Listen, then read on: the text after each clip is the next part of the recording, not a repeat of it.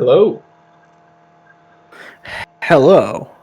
and welcome to Dialectic Chaos, Dialectic number 2, Power Metal for people who don't like power metal. So, I'm Patrick, I am Nick. and this is our second time, obviously, since it's number 2, recording the Dialectic Chaos Podcast, and the topic for this one is power metal for people who don't like power metal, meaning mostly, like, if you're like me, right, um, you respect power metal for what it is, but the corniness can be a bit much uh, at many moments. So, you have your limits to what you can accept as far as power metal goes. And if But you're there's like some, me, you like power metal because power metal is cool, regardless of how much black metal you listen to. yeah. So, there are people who basically can vibe with power metal and people who basically can't vibe with power metal. But there are some bands and some albums that I think transcend the divide, transcend the cheese of powerness, not powerness, the cheesiness of power metal, and become something that people who aren't generally into the genre as much can appreciate. And before we get into that, though, Nick wanted to talk somewhat about the history of power metal, I believe. Yeah, so for those who do not know, I'm a thrash guy, as you can tell my Power Trip shirt, but I began as a power metal guy. That was kind of my first voyage into metal. Was really deep into the power metal scene because I'm a nerd. I'm a D&D guy. I'm a Lord of the Rings fellow, and I enjoy that kind of hokiness and cheese and stuff like that. So I was listening to Manowar before I even knew they were considered pathetic. But the term power metal has meant something different over time. The term power metal kind of evolved from being a term to describe heavier and faster classical heavy metal to something in its own right. So the first few bands to really receive the name power metal was like Dio, middle Judas Priest, post Screaming for Vengeance, and then Yngwie Malmsteen with Rising Force. And effectively it was heavy or speed metal, just with big choruses and D&D lyrical content. And if you're thinking, what the hell are you talking about? Defenders of the Faith is not a power metal album. How is the Sentinel not a power metal song? Just get real here. And then I don't know, man. To me, that doesn't sound like a power metal song. remember the terms changed. Power metal evolved to mean something different. Back in the 80s, that's what they were describing as power metal. Okay. And that's what Halloween was trying to do when Halloween came into the fold. Halloween was kind of trying to imitate the Dio or the Defenders of the Faith or a type of style. When Halloween put out Keeper of the Seven Keys Part 1 and 2.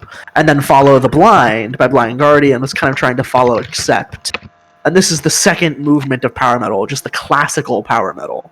And I think most people who like any kind of thrashiness or heavy metal, you'll probably be able to vibe with these particular albums because, again, these were considered regular heavy metal. The term power metal really wasn't meaning anything different apart from metal that is regular metal that is slightly heavier than what we're listening to by the big bands like Iron Maiden. Yeah. Then power metal sort of became its own thing with the modern European power metal movement, and that's when we start understanding what power metal is. So it's kind of a post Manowar thing. People saw Manowar and they're like, okay, they're doing this hokey cheesy thing where they're swinging their arms back and forth and that type of thing. That's where you get Stradivarius and Edguy and Dragon Force and Nightwish, that kind of thing. That's like 1998. That kind of thing really exploded. It was kind of like the post Nightfall in Middle Earth, or that kind of thing. And in 2004-ish, you get the rebellion to that movement, which is heavy power metal, which is where you get your Firewinds, your Late Iced Earths, and Falconer, which is less cheese, more heaviness, but we still want to have those big choruses and play riffs that sound like they could go into thrash metal songs. And that type of metal is very blurry with classical heavy metal and thrash metal. It's kind of a return to form with the classic power metal movement. And then we move into the movement we have now called post of modern European power metal and heavy power metal. Push the heaviness of heavy power metal, but pushing the cheese.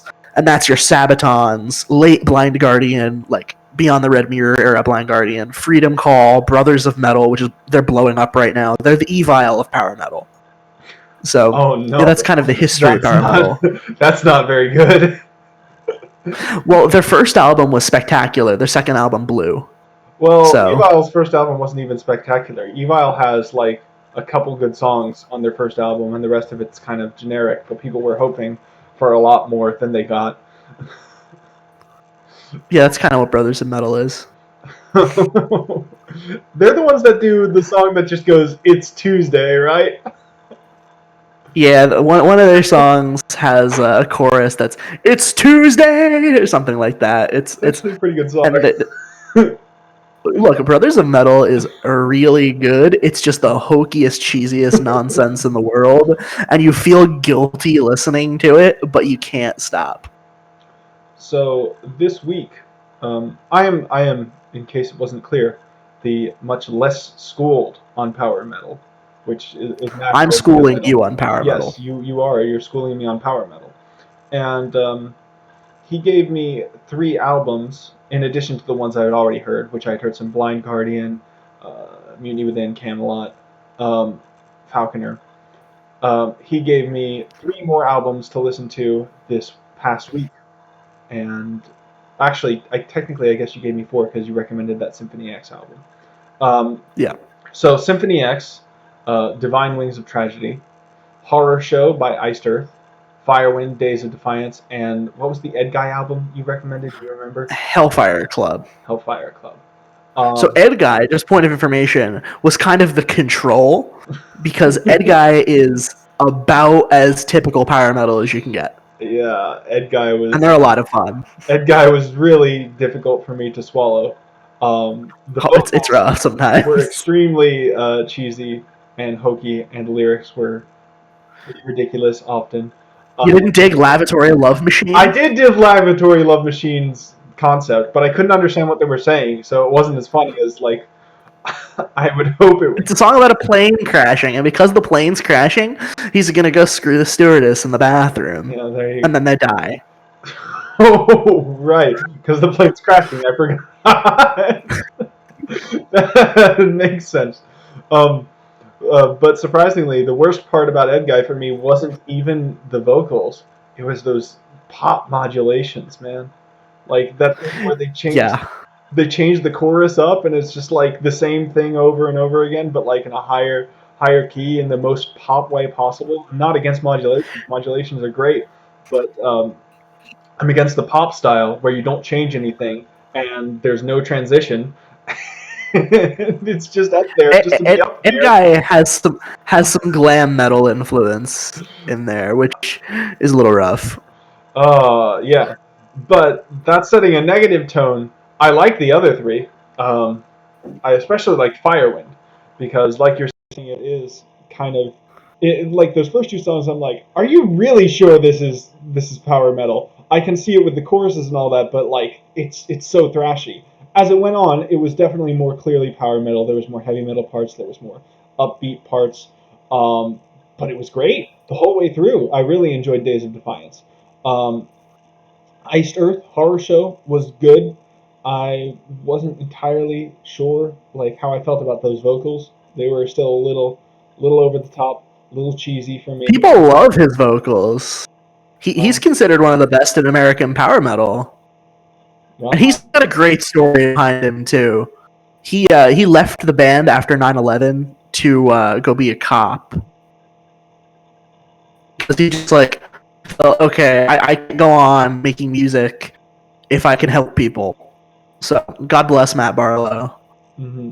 Well, in any case, is that what Ghost's Spirit of what was the song? The third one, the ballady one. I don't have the track listing in front of me. Are you talking about Phantom Opera Ghost? No. There was there was a ballad on Horror Show that seemed to be about something like that. Oh, the third song is, or you mean Ghost of Freedom? Yes, yeah. I guess that would be what that's That probably. probably has something to do with it. Yeah. Probably. I like the concept. I liked a lot of the riffs. Early on, there's a little bit of dominant Phrygian fatigue, which that's a scale. It's power metal. I don't expect everyone to know music theory, but basically there's like this one scale that's super Middle Eastern stereotype sounding, and a lot of bands abuse the hell out of that scale, and it gets kind of boring because it's like it sounds very similar. Like whatever you play in it, usually to my ears anyway, it sounds very similar. So the issue with that album, I way, is the beginning of the album is significantly weaker than the last half of the album. The last three songs are just banger after banger after banger. Yeah, that's I would say that true. I didn't even dislike the beginning of it though. Overall, I had a fun time the whole way through, and there's a good chance that I'll re-listen to it again on my own. Symphony X, Divine Wings of Tragedy. I wasn't able to give this the attention it deserved in time. I listened to some of it, and I was like, that is very impressive playing. But I That's don't Symphony know X's overall thing. what I think about it. It's a lot of Dream Theater. I think it's a lot less cheesy than Dream Theater, so it's got that going for it. But otherwise, it's still Yeah. very intense playing, very intense playing. Symphony X is like so if Dream Theater is your introduction into the progressive power metal side, Symphony X is the next logical step because while they're not as technically proficient players as Dream Theater, no, that's not saying very much because Symphony X, they're all amazing players. Mhm. Like it's just hard to be John Petrucci. Um, Symphony X just is. They have the songwriting to back up what they're doing. You know. Yeah, I wasn't able to fully give it the attention it deserves, but I'll re-listen and come up with a better evaluation. Um, but I was certainly impressed by everything that was going on there. Also, Russell Allen's on vocals, and he's great. Now, I also like to talk about what I was into going into this week, which I can talk more at length about, I guess. But so first up, let's talk about Mutiny Within.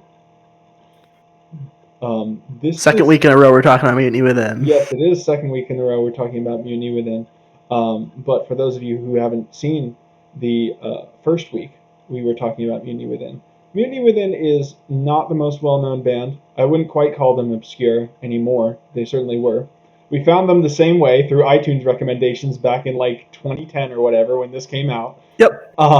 And it's extremely polished metalcore slash power metal slash melodic death slash progressive metal. And you think it's dominantly power metal? Is that right? It feels more like a metalcore record to me. Well, their first record is more of a metalcore record. Their second record is more of a power metal Their record. second Their record is third like album an is a alt. straight power metal record. Their second record is like an alt rock album. Is what they're saying. I love their second album, and I I hate do all rock. not love their second album. Their second album, I hate that album actually. I like it. But the third album is good. To me, the third album sounds more like just melodic death metal, but with clean vocals. Which I guess that's supposed to be power metal, but there's more blasting and stuff. There's more. Power metal has blast. Sometimes. Um, Sometimes power metal has blast. But the thing about Mutiny Within is it's pretty heavy.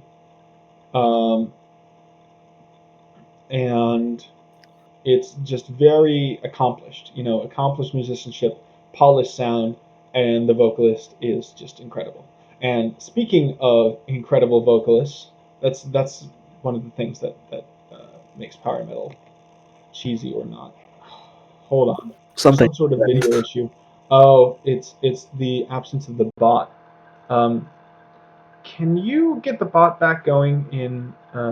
I can. Yes. Summon it to general. I think exclamation mark sum in general, and then resume. I have summoned the bot. Can you resume it?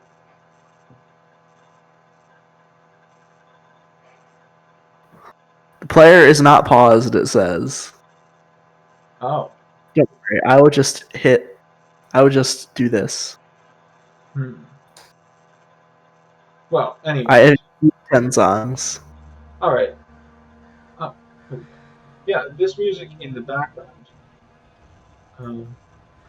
is Eternal Dream, who is a power metal band from Spain who have licensed their music for Creative Commons attributions that we can play in this video.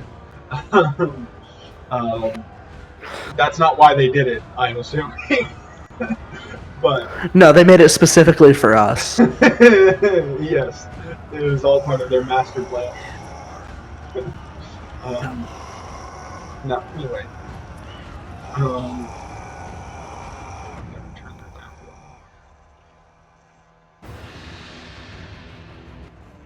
By the way, I have not heard this album, so I also haven't heard this. I do not know how good it is.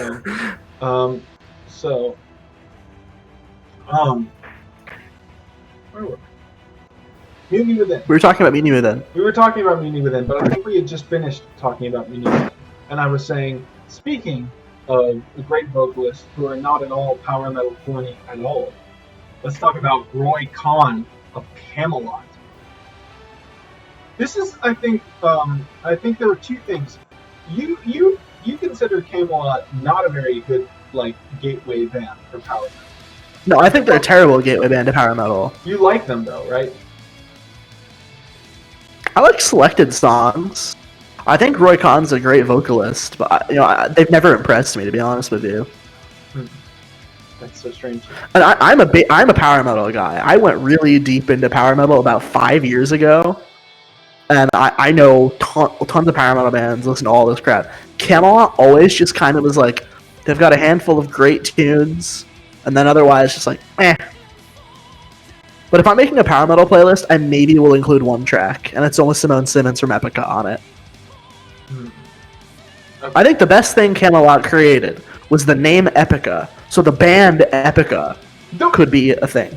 No, Epica is terrible. Look at that album cover down there, a Camelot Epica, right? It's the most. Hold on, Epica is not terrible at all. I saw them live; they're great. No, well, I'm not talking about Epica. I'm talking about the album cover and the album name, and even the band name. Yeah, that's when they came out. It was the band. It's so misleading because it looks cheesy and ridiculous, and Camelot is not cheesy and ridiculous at all. No, it's not. Okay, here's what makes Camelot different from other power metal bands that makes it less cheesy.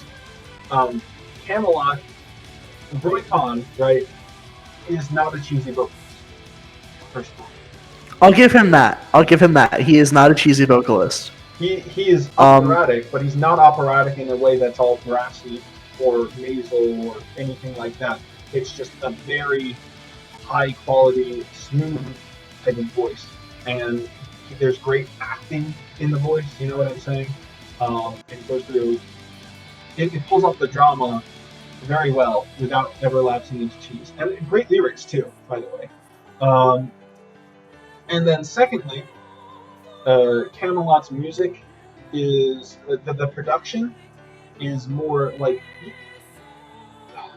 a lot of power metal is going between sort of like the heavy that kind of upbeat polka thing and thrash riffs. With power metal, it's between that and just like heavy plodding, almost groove metal type riffs. And I think the guitars are at a lower range, the production is sleeker, all that kind of things go into an overall product that to me just comes off as a lot less cheesy. And aside from being a lot less cheesy, Camelot just really effectively actually pull off the drama of what they're trying to express in Epica and Black Halo, which is like a two-part concept album about Faust. And I believe it's actually like the story of Faust.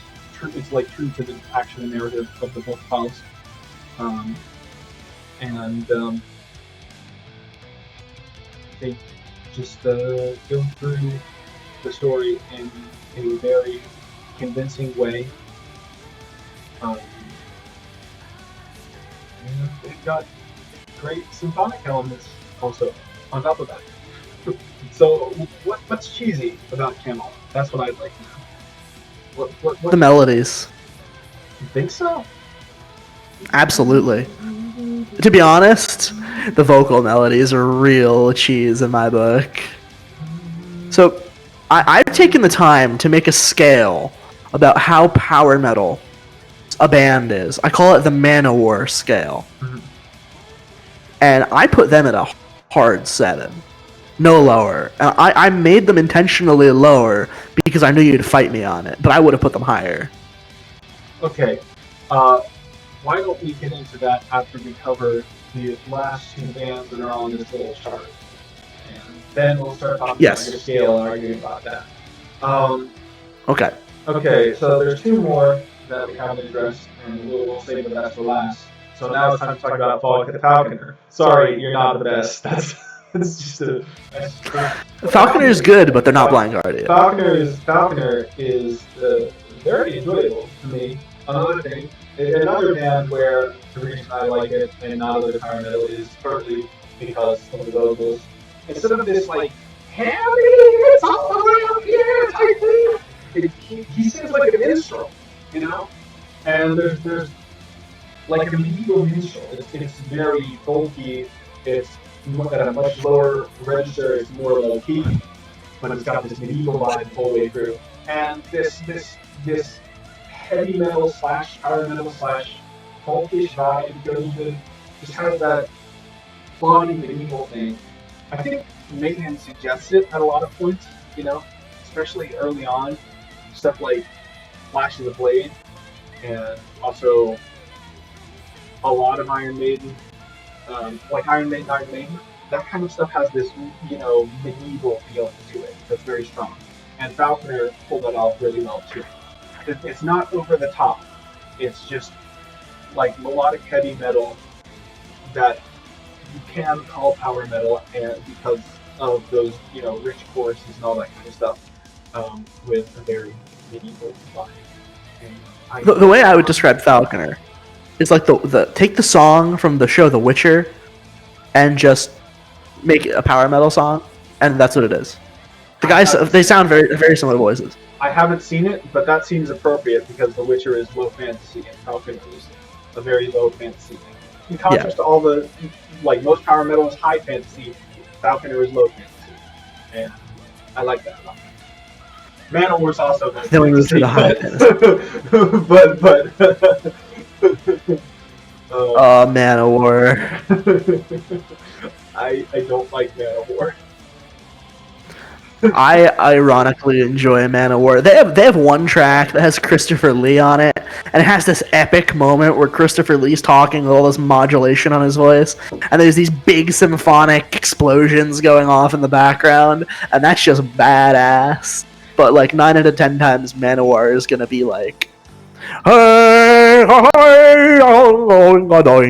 and oof. That's what I have to say. As a person who liked Manowar when he was 10. Oof. And then their dress code. Or lack of dress Leather heart. They dress in bondage gear, pretty much. Like oiled up, and they're these like hulking ripped guys. Like, they're not hulking. Hold on. Have you ever seen a recent video of them? Well, okay. Because they are not hulking ripped guys. They were though, right? Not really. No? No. The album art, because it's hulking ripped guys with swords, and then there's a bunch of naked ladies hugging their legs. That's their album art. Okay. Welcome to Manowar. Manowar for right now. Manowar is not number one. Number one is Blind Guardian here. Blind Guardian is the band. That made me say, holy shit. I mean, I'm not sure. I would probably rank Blind Guardian higher than Camelot for me personally, but only by Blind Guardian's the objective best power metal for band. you. Blind Guardian's like way higher, and Blind Guardian is objectively extremely good. When I first heard Somewhere Far Beyond, I was like, what? I thought only thrash could do that. I thought power metal had to be upbeat all the time. You could never punch you in the face with just hard riffs. And the vocalist, for the most part, is not all that cheesy, and he's outstanding. You know, there's just he's got an accent, but it's aggressive and extremely like high quality vocals. Also, He's got a raspy voice, but he can sing smoothly as well, and he's got a very, very beautiful sense of pitch. there's fantastic variety in Blind Guardian songs. They can pull off ballads. They can pull off slower plotting songs. They can pull off very upbeat power metal songs, or they can pull off stuff that's like almost thrash but with like choruses. But I think the thing that nails it together is you get these like weird, sprawling, fast-paced Blind Guardian fare where there's like 8 or 9 different riffs in the span of 3 minutes, and they're all like all over the place. And you would be totally lost if it weren't for the fact that they keep bringing it back to a big dumb chorus that they pull off majestically. You know, so it's like the best of both worlds. You've got the constant riffing like and noodling off in various directions, all this crazy thrash, all this guitar solos, all that kind of stuff. But you never lose yourself because they bring it back to the chorus. They don't dwell in the chorus. They don't dwell and keep it too simple, but they also don't lose you by going in too complicated directions because they bring it back to that chorus. So yeah, and combination of just having riffs that punch you in the face with having choruses that you sing along to, and having that variety in their albums, being able to pull off ballads very well. Yeah, that's what makes Blind Guardian pretty much the top tier power metal band. That's genuine power metal, not like early heavy. Judas Priest and Dio not included here. Speaking of which, today is the 10-year anniversary of Dio passing away, so rip Ronnie. Oh wow, is it really? Yeah, it's been 10 years. Rest in peace. It's fresher in your mind because you were a metal fan at that time, and I was not. So I was not able to witness it. Basically, I wasn't a fan at the time that he died. I was a fan like a few months after he died. I started getting into metal. So it's been almost 10 years for me too. Yeah, rest in peace, Tommy James Dio. The inventor of power metal. Yeah, let's talk about Dio for a second. So what is it that made Dio, go into power metal territory more than anything? You can't leave the It was his lyrical content. Yeah. Again, power metal was never intended by its pioneers to be something new. They just saw what Ronnie James Dio was doing, writing songs about dragons and swords and stuff like that, and they thought, well, that seems interesting, so let's write songs about that. But then they said, we want to take the next logical step and make our songs heavier. And that's what Halloween did, and that's how Halloween invented the genre. The Dio's also got the keyboards, though.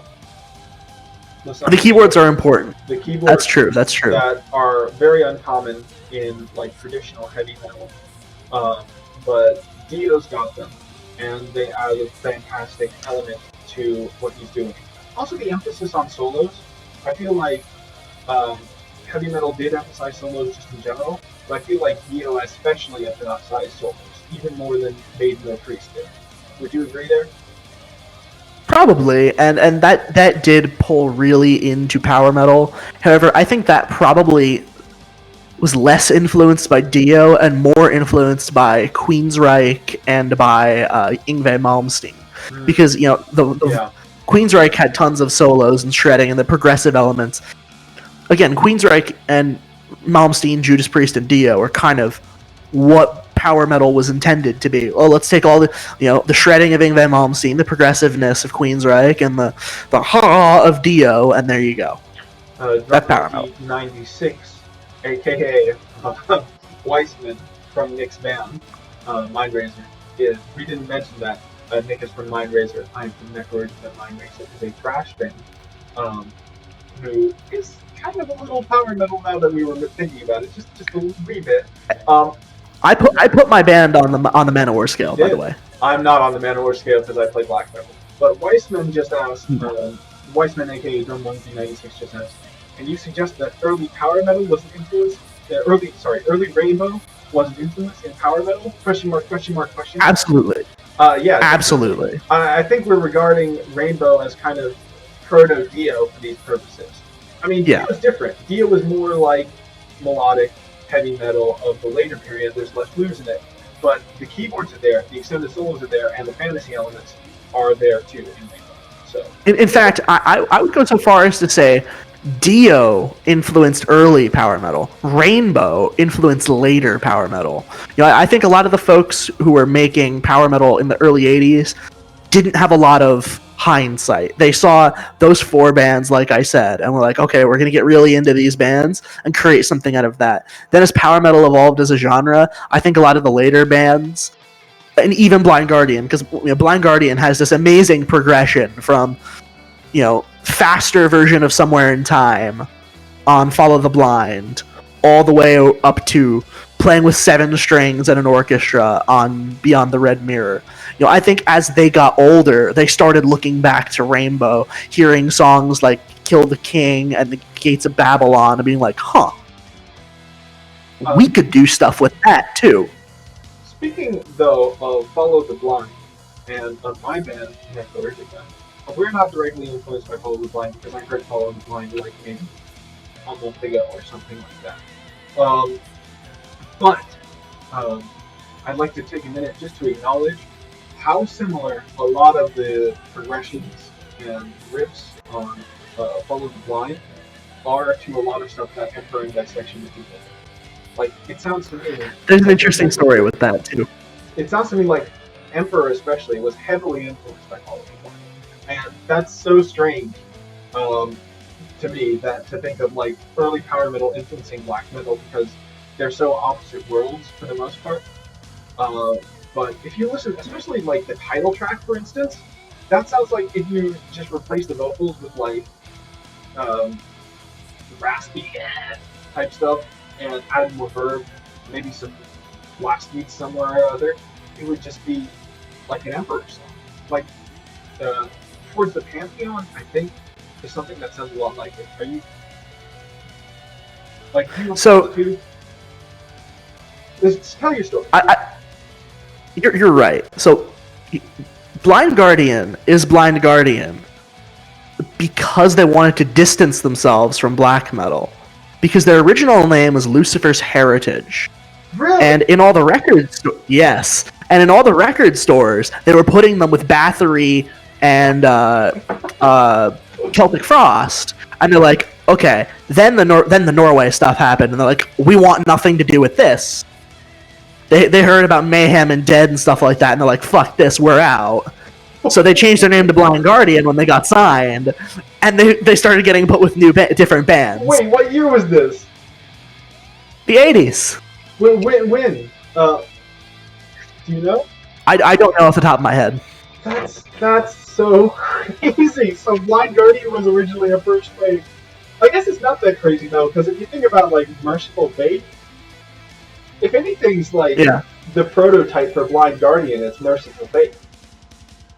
Because they're a lot like Merciful Fate. Because they're veering off in all directions. Blind Guardian's kind of just like the logical progression of Merciful Fate. You take the proto thrash riffs and turn them into actual thrash riffs, and you turn those proto power riffs and turn them into actual power riffs, and then you change the vocals from a falsetto that anyone can do, to be honest with you, and change them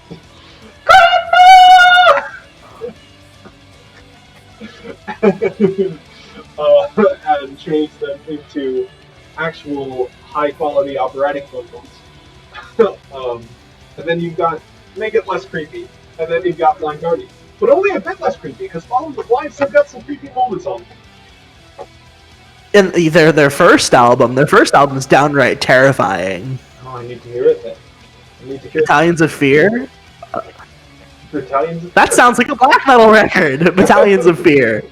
So, black metal is power metal confirmed. Anyway, let's talk about your Manowar scale. Yes, the Manowar scale. So this is kind of subjective, but it also kind of isn't. So the methodology is bands are scored based on cheese, heaviness, and melody versus potato. Now that is a Patrick term. That is a Patrick term. That stuck. Patrick coined that term, and I just loved it. So you need some potatoes, because apparently potatoes are healthy, which they're definitely not, but that's besides the point. Melody is like cake, and the other thing, that's potato. That's the terminology. Uh-huh. So let's move forward with the Manowar scale. So yes, and also the last thing that are scored to is appeal to people who wouldn't like the genre, and I also factored in keyboards, but there's not keyboards in every band, so I kind of quantified the keyboards a little differently. So our control at number 1 is Judas Priest and early Iron Maiden. Yeah, because these bands are bands that are universally loved by virtually everyone, and they share a lot of qualities with the power metal genre. And back when power metal was first coming out, power metal got bulked in with Judas Priest and Iron Maiden. Halloween and Blind Guardian were considered Judas Priest and Iron Maiden clones. Mm-hmm. So my band, Mindrazor, is a 1.25 because we have choruses, and I'm naturally a singer. I have a high voice. I go way up there, and I like doing that kind of thing. I like big choruses, but we still stay pretty true to the thrash metal stuff. I am wearing a Power Trip shirt, so 1.25. Then we've got early Iced Earth at 2. The early Iced Earth work is much closer to thrash than it is to power metal. Then we've got Dio at 2.5. Same with Gravedigger. Number at 3 would be late Iron Maiden, so like post Bruce departing and then coming back. So you'd have your like songs like The Wicker Man, which could be a power metal song, or The Talisman, which could easily fit on a Blind Guardian album. And then we've also got early Blind Guardian and Mutiny Within, whom are very power metal-y, but still easily accessible to anyone who doesn't like the genre. After that would be Falconer and Firewind at 4. This is where we're really starting to cross the bridge into power metal, and it's really starting to feel like that kind of thing. Then after that, you get Symphony X, and I included a Monomarth as well, because a Monomarth, while not being a power metal band, they're pretty much just a power metal band with death growls. I think you need to explain what potato is. I think we need to explain what potato is, because I don't think that's super obvious to everyone. So potato is chug chug chug chug chug, as opposed to na na na na na na na. You know what I mean? So it'd be like a riff that has a lot of dissonance and grit and bolt. It sounds like potato potato potato potato potato, as opposed to the War Pigs riff. Da, na, na, na, na, na, na, na, na, na. That would be a cake riff. Right, and I also if that makes sense. It's also called potato versus cake because in my sort of vision of things, you need to eat your dinner before you can have dessert. And dessert's my favorite part of dinner, but you need to eat your dinner first because otherwise you're just going to feel sick. And that's the way I feel about like melody and dissonance in metal a lot of the time. I mean, if something's sort of lightly sweet, like it's Iron Maiden or whatever, right? I can listen to that pretty much indefinitely because it's just some sort of mildly sweet dish or whatever, right? But Iron Maiden's kettle corn. Right, exactly, and I can just eat that. But if something's gonna like literally be cake, then before I eat my cake, I need something with some substance. I need some potatoes. I need some meat and vegetables and all that kind of stuff. I need the substantial sort of aggressive or dissonant sound to things to ground that melody. to make it feel more real. Also, because like I feel like um, it's like an emotional payoff, right? To have this melodic starts and these melodic parts, and so if it's constantly melodic, for me, a lot of the time it will um, it will feel like an undeserved reward, and it just won't hit as hard as if you went through a lot of more substantial things, I guess, rather than ear candy type stuff. So that's Yeah. the other reason why we call it potato. So both because it sounds like potato and because it fulfills the function of potato. That's what potato is. So yeah. Moving on. So again, around 5 would be Amon and Marth because they are a lot of ear candy. At 5, I've also included later Iced Earth, which would be the horror show album. At 6 would be later Blind Guardian, like Nightfall and Middle Earth, and Imaginations from the Other Side, all the way to their new progressive phase, like Beyond the Red Mirror. There's a very strong progression in there, but it doesn't really go farther than like a 6 on the power metal scale.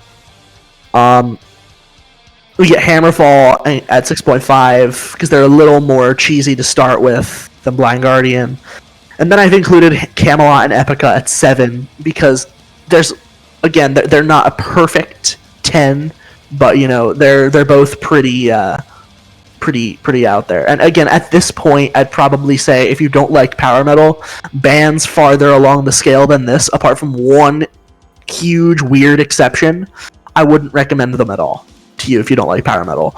But anything below like the 7 mark on the Manowar scale, I think would be something you could try getting into if you don't like power metal. So 7.5 would be later Halloween. However, there's one Halloween song that I think any metalhead in the world should be able to appreciate, and that's "I Want Out," which is on Keeper of the Seven Keys Part 1, I believe. It might be 2. I'm not positive. They're the same art.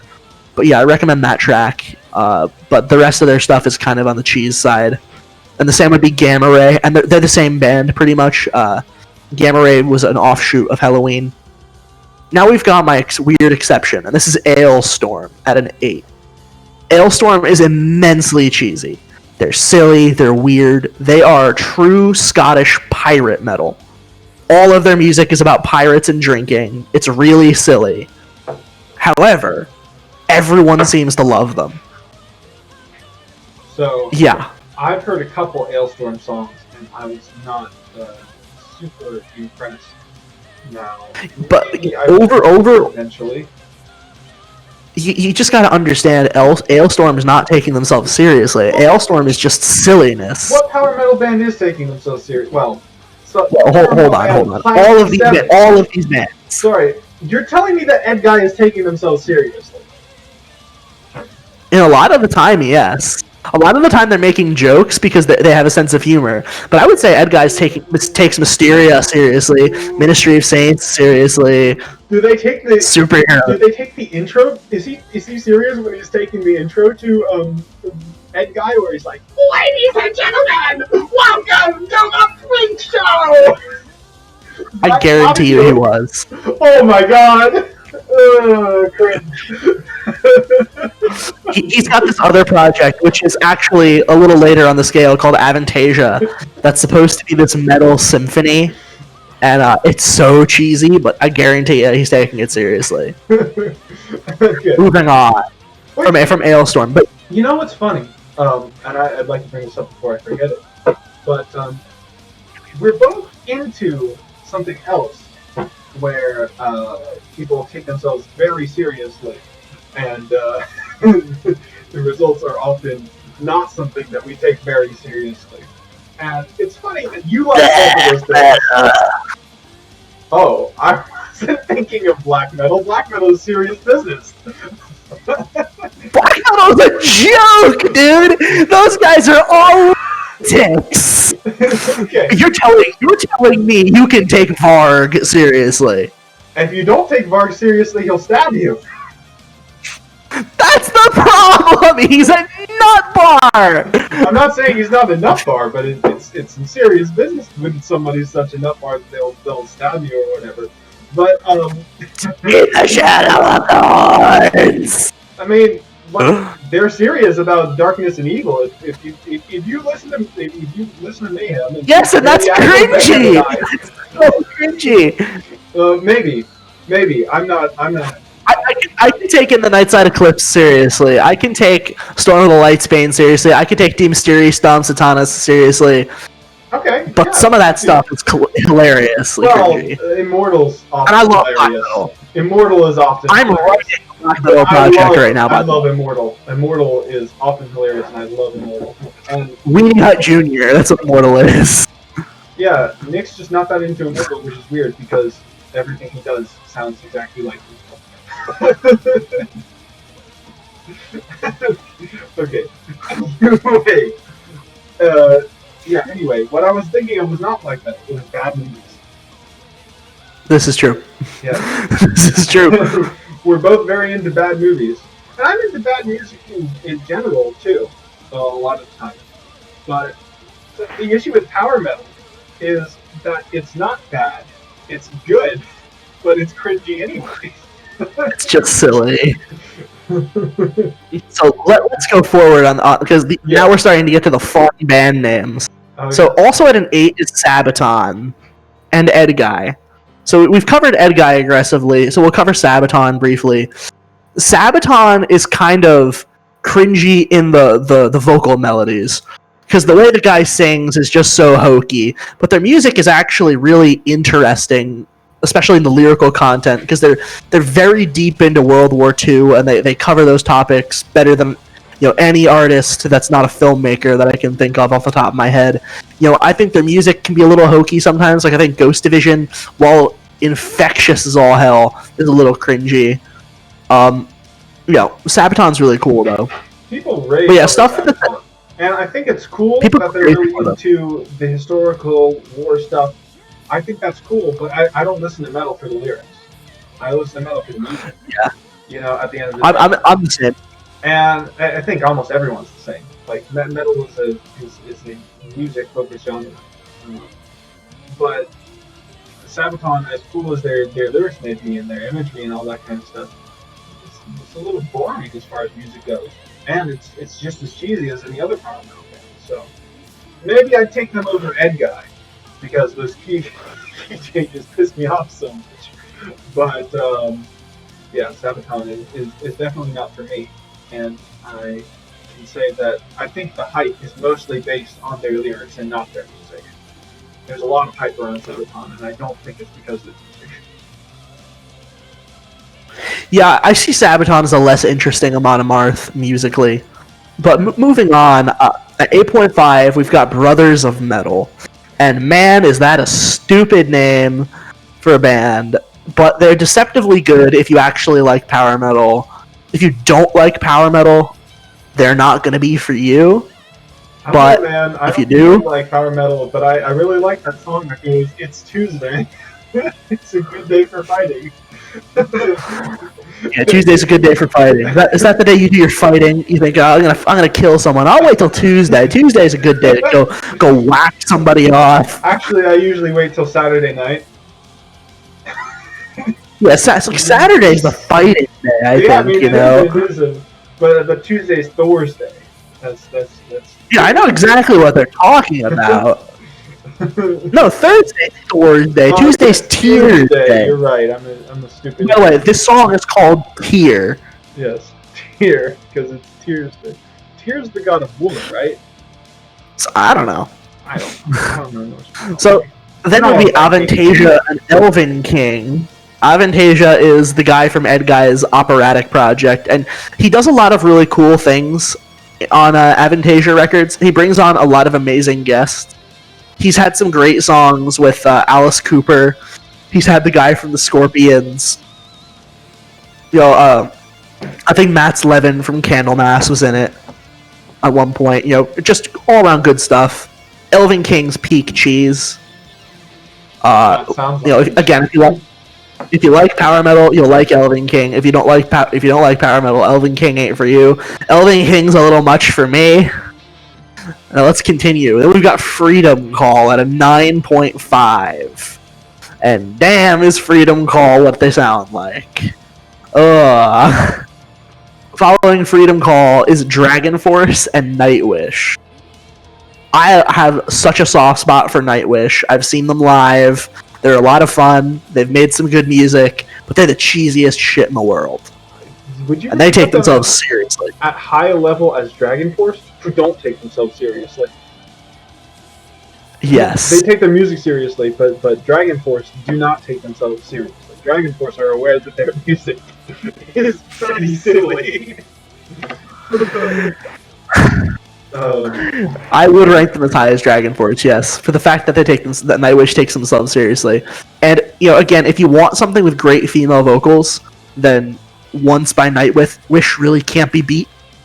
But it's a little boring. Eternal dream, am I right? This is true. Yeah, Eternal dream. I've heard a little bit in the background. It sounds pretty decent. I couldn't hear you over it, so I had to mute it. Sadly, didn't work. Okay.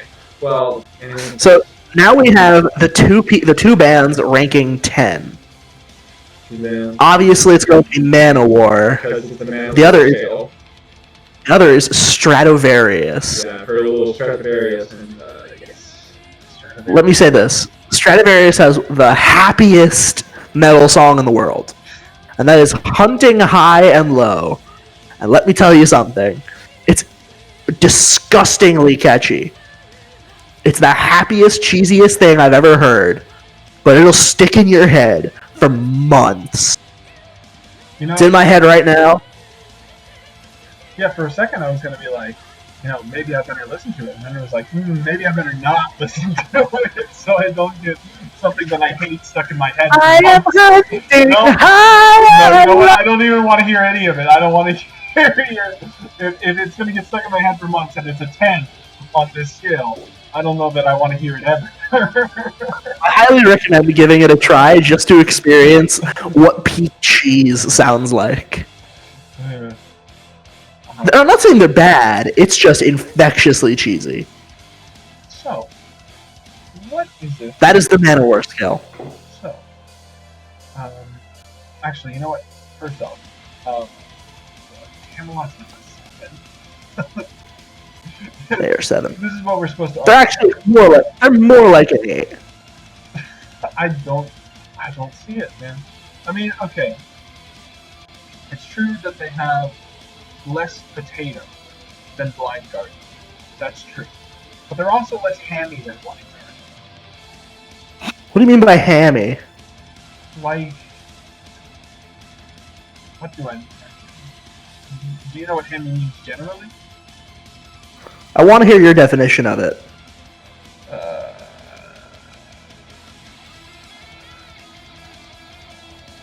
Maybe on the spot or something. Hammy, I would say, is someone who is very dramatic and egotistical and Blind Guardian is not egotistical. No, I guess not. This sounds like Roy Khan, by the way. That's true.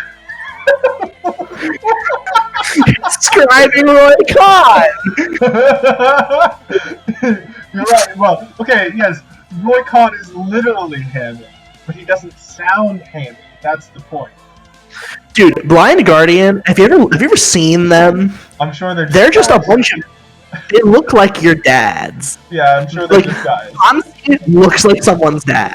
I'm sure they're just and a little tidbit. I think the best progression they have is not their musical progression. It's Hansi's skill at English. They start out not great at English. And as they go a little later, like you can hear some like mistakes in translation when they're writing their songs. Like their song Lord of the Rings, they don't say the dwarves, they say the gnome. Now live, he says dwarves, but I want him to say gnomes. I really feel like 65% of all power metal cheese contains solely within the vocal style. Vocal style, keyboards, and composing. Yeah. But like 65 is in it's so much in the vocal style. That's where the cheese comes from. And the vocal style in Camelot is not cheesy. I don't agree with that. I think he's a great singer, but I think his melodies are cheesy. His melodies might. It's his melodies that are cheesy. I don't see that there. Okay, what's an example? The first track on Epica. The first, Somewhere in Time. Somewhere in Time? Somewhere in Time's a great one. It's a great song, but it's cheesy as all hell. I don't think so. Somewhere in time I will find you.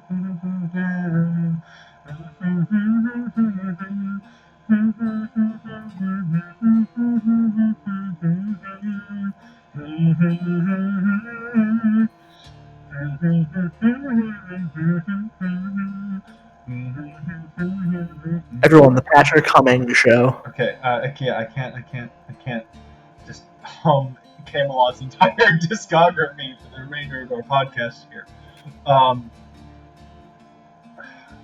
How do we argue about whether a melody is cheesy or not? I don't know, but I just think Camelot's cheesy as shit, man. And I love power metal. I feel like we're in an impasse because I have no idea. The only way I could definitively argue that a melody is cheesy is if there were pop changes. No, I don't think that's it. But that's not the. I don't think that's qualifies cheese. That's not the only thing, but that's the only thing I could point to and say definitively that is a cheesy melodic thing. Anything else? No, I just think the melodies themselves. It's not the changes in them; it's them. Yeah, well, I can't describe what's going on there. I can't describe what makes the melody cheesy or not. Is Camelot cheesy or not? Let us know in the comments. Yeah, I think they are. Patrick thinks they're not. Yeah. Let us know if Camelot is cheesy. I think they're pretty friggin' cheesy. So we can't really argue about this, I don't think, because we have no way. Yeah, I don't think we can either. We have no way to argue about whether the vocal melodies are cheesy or not. Without violating copyright laws, that is. Well, even if we did violate copyright laws, you would just point to it and say, that's cheesy, and I would just point to it and say, no, that's not cheesy. And that wouldn't be an argument, that's even a contradiction. Another cool thing about Blind Guardian, they sample Monty Python on Follow the Blind. Yes, they did.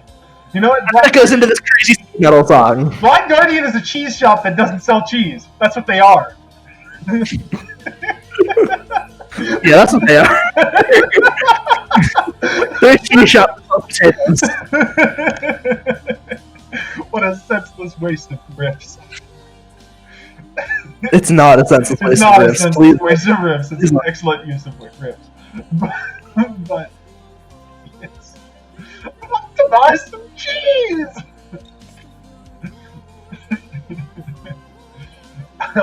Anyways, yeah. So, if we can't argue about... It sounds like we've come to our conclusion. Yeah, if we can't argue about how cheesy Camelot is, it does sound like we've kind of come to our conclusion and we should summarize our findings here. We didn't talk a lot about Symphony X. We kind of breezed past them. We talked about them. But Russell Allen's really good. There you go. We saw him live. He's got a little bit of a cheesy performance. You gotta admit that. With the sunglasses. Oh yeah. But well, hold on. I actually understand wearing sunglasses on stage because performing live in a lot of venues, the lights just hit you right here in the face, and you're just like, dude, I wish I had my shades on me. But I can't wear glasses on stage because I headbang and they'll fall off. Yeah. Also, I wear in-ear monitors, and they'd mess with my in-ear monitors. But if I could, I would. Not for the look of it, just because. Damn lights! I wonder if they have, like, shading context or something. That sounds also bad, because I don't want to... I have no idea what... Alright. Rockstar, man. Cool, dude. Oh yeah, I'm a cool bro, man. Oh, The that's British girl are the Fred Durst. yeah. If you're not watching the actual video he put on sunglasses, they're quite they're quite they're top sunglasses is what they are. They're what's that one? The one with the They're hoop? called aviators. Oh, okay. Well, Top Gun, I was thinking of the Miami something. Miami Vice. Miami Vice. Yeah, I think so. So is that the one that has the who's yeah in it? I don't know. I don't watch cop shows. I don't watch cop shows. Anyway, Dude, I watch nonsense. I watch anime now. I don't watch that.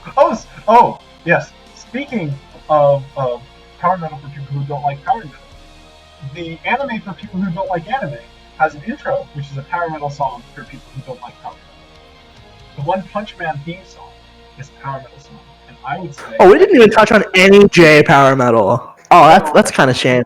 Yeah, well, I don't know. There's a lot. Power metal is huge in Japan, and a lot of it is actually really good. I just can't name any of it. Oh. Well, we'll return with that. You know what? Maybe we'll do a whole thing on J metal.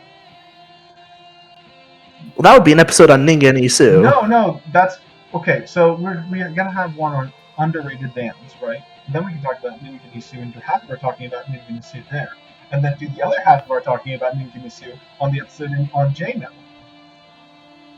Okay. Yeah, that's one way to do it. Ningen Isu is a fantastic band. They're not power metal though. They're like not power doomy metal. metal. Like, yeah, they're not at all power metal. But the One Punch Man theme song is very appropriate because One Punch Man is cheese that doesn't take itself seriously.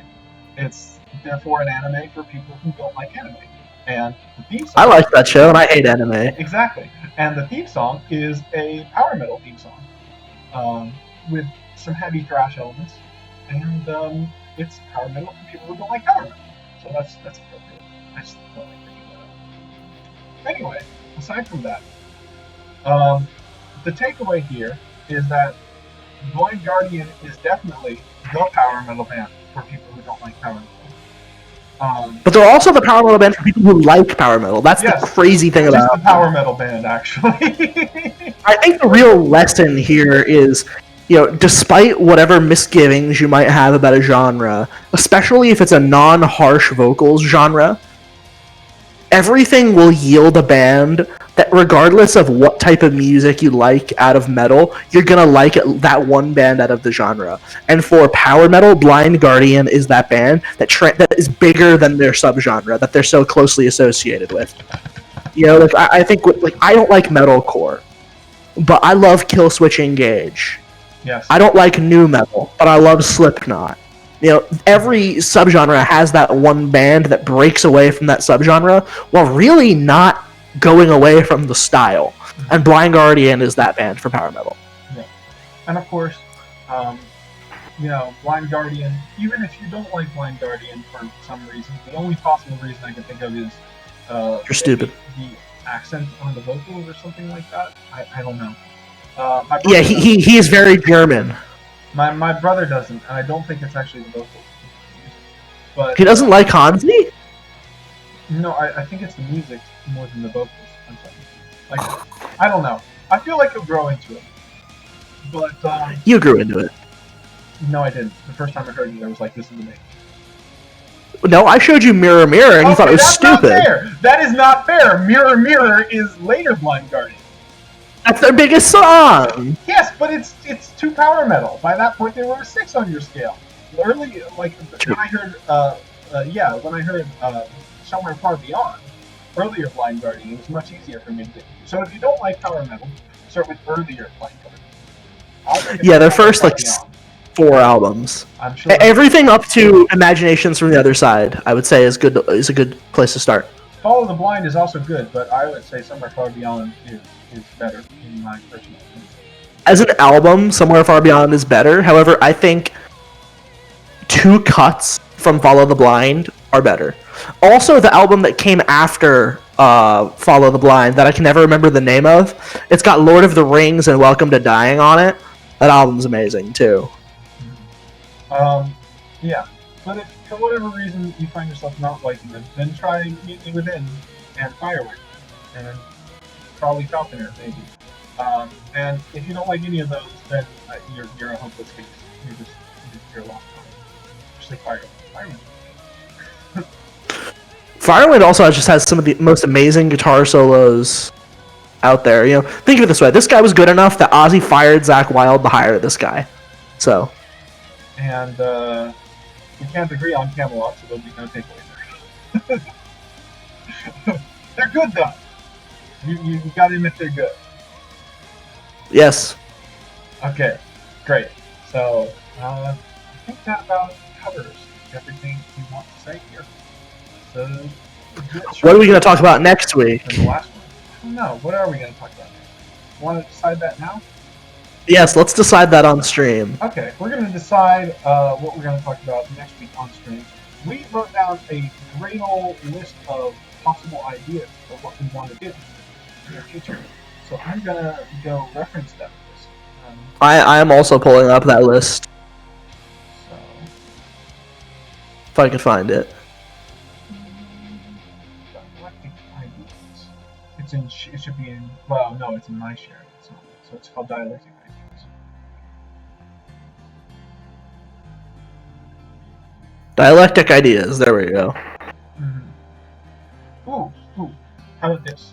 We come up with two, and then we make a whole. I like that. Yes. So. Oh, however, one of these ideas has actually been nullified because if we remember last week we brought up the album Voivod versus Gojira, and we can't do that anymore because now I like Gojira. Yes, because he listened to From Mars to Sirius and realized, oh wait a minute, this doesn't suck, like, because he's a moron. I have no idea what came over me. Like the first 8 times I heard Gojira or something, I was like, this isn't good. And then mind you, they're all songs from that album the whole way through, and I was like, what the hell? This is fantastic. Suddenly, it became good.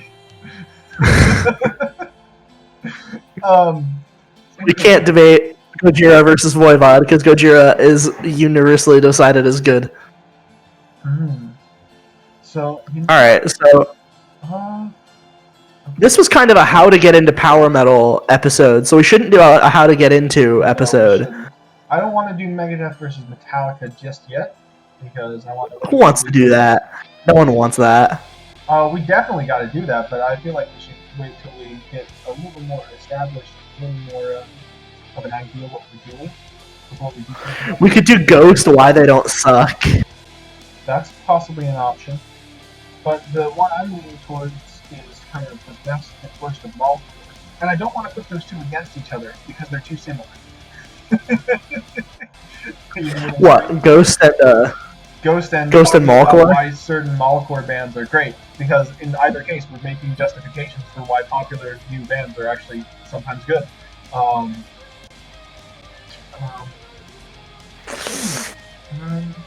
What about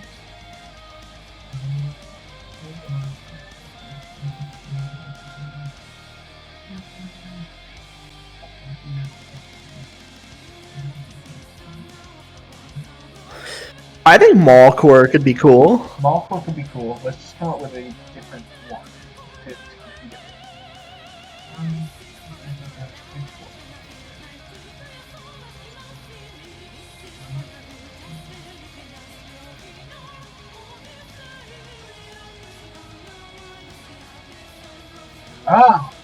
This is a fun competition. The best and worst of Molecore versus the worst of Dad Metal. There we go. We could do that. Yeah, that's what you want to do. That's what you need to do. Boomer versus Zoomer, the grand showdown. Who will win? Boomer versus Zoomer. Oh yeah. God. And it's not the best and worst of Dad Metal because the best of Dad Metal is always totally respected. The best of Dad Metal is Judas Priest and Iron Maiden and Dio, so we're just kind of talking about the worst.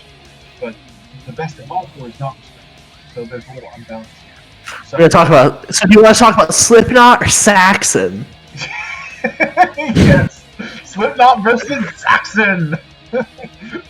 Slipknot's good and Saxon is bad. Deal with it, boomers.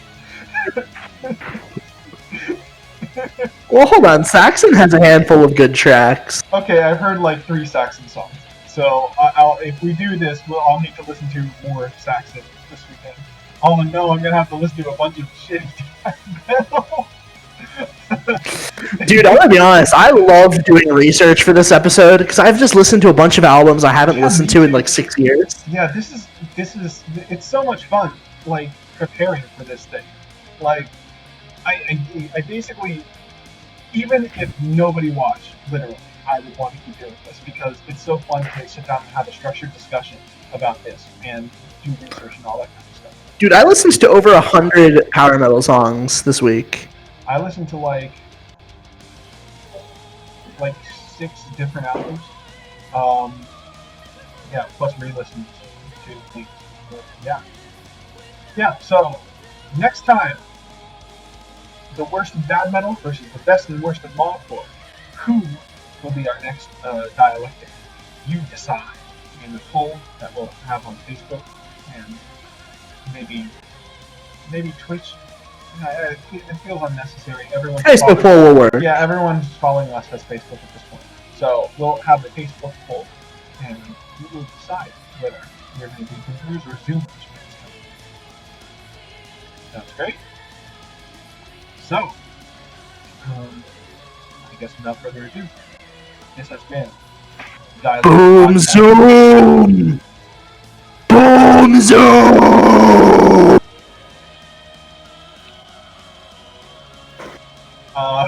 Okay. On that note, this has been the Dialectic Podcast with your second dialectic, the Dialectic Chaos Podcast. Hi. This isn't the Hegelian podcast, sir. This is not yet. We haven't talked about politics yet. No, not yet. But it is. Yeah, it's Dialectic Chaos.